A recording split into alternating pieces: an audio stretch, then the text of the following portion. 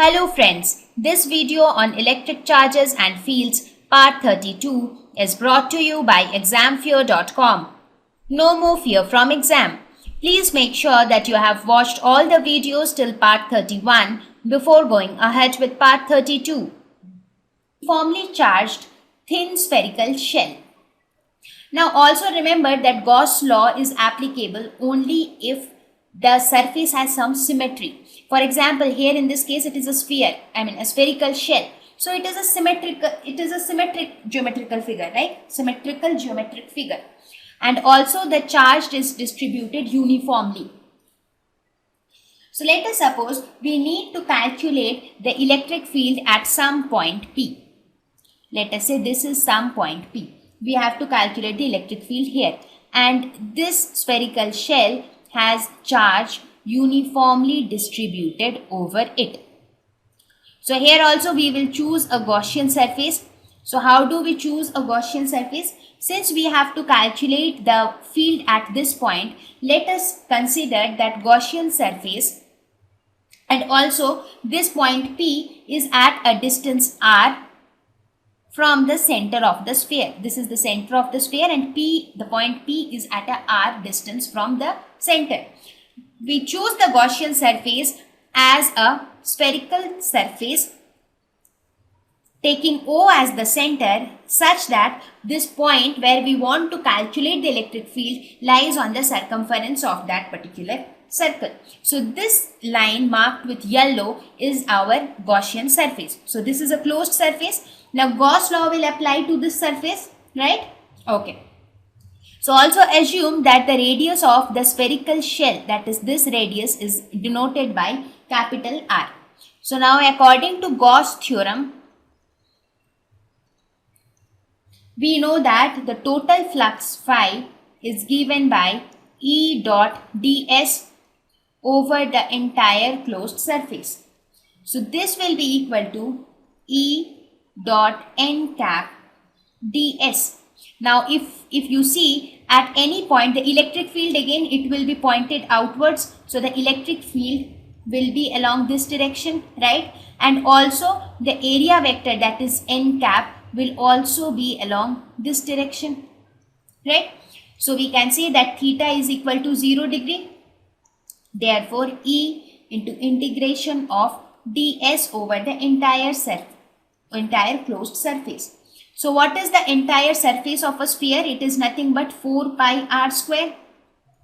So phi is equal to E into 4 pi r square.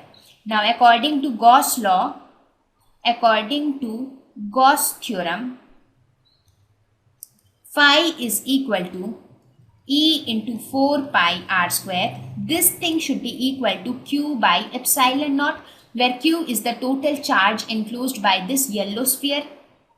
Therefore, E becomes equal to Q divided by 4 pi epsilon naught r square.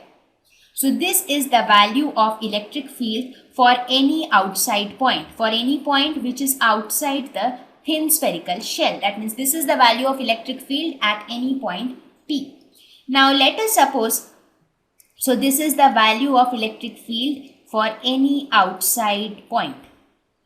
Now if you want to calculate the value of electric field at any point which is on the surface of this spherical shell, that means for r, that is this small r, becomes equal to capital R that time. So for r is equal to capital R, E becomes equal to Q divided by 4 pi epsilon naught capital R square. So this becomes the value of electric field at the surface of the spherical shell. Now what happens to the value of the electric field if at a point which is inside the thin spherical shell? That means let us suppose if there is some point P dash or Q somewhere here. So what would be the electric field at that point? So let us suppose the charge is enclosed here, the same diagram, I am repeating the same diagram. And now we have to calculate the electric field at some point which is located inside, let us suppose a point Q. So in this case again we will take a Gaussian surface like this. Let us suppose I take this as the Gaussian surface, right? So what happens in this case? If you look at the Gaussian surface, what is the now for the total flux through the Gaussian surface will be equal to the total charge enclosed divided by epsilon naught. So what is the charge enclosed by the Gaussian surface? 0. No charge enclosed by Gaussian surface, right? So since no charge is enclosed by the surface, therefore the electric flux is equal to 0. Now if flux is equal to 0, therefore electric field E is also equal to 0, because this phi is equal to E dot ds. Therefore E is also equal to 0. So we can see that the value of electric field at a point inside is 0. At a point on the surface is Q by 4 pi epsilon naught capital R square, and at a point which is outside is Q by 4 pi epsilon naught into R square. So how would it look like if we plot it graphically? Let us try to give you a graphical representation. Let us suppose this point represents R. That is the position of the point where we want to calculate the electric field. And the y-axis represents the electric field. Now let us suppose this point represents the value when small r, that is the distance of the point, is equal to the radius of the spherical shell. Now from 0 till r, from r is equal to 0 till r, that means from here till here, what happens? The value is 0, right? So the value stays 0. So the value reaches a non-zero value when it comes at this point. And after going outside, it keeps decreasing like this. That's because at this point, what is the value? What is the value of electric field at this point? This point corresponds to the value Q divided by 4 pi epsilon naught capital R square. This is the value of the electric field at this point. Okay. Now, what is the value? Why is this curve going like this? The curve is going like this because in this case, the electric field E is proportional to 1 by R square. So as the distance increases, the electric field keeps decreasing. And for all these places, the electric field is 0. So if you look at these curved lines,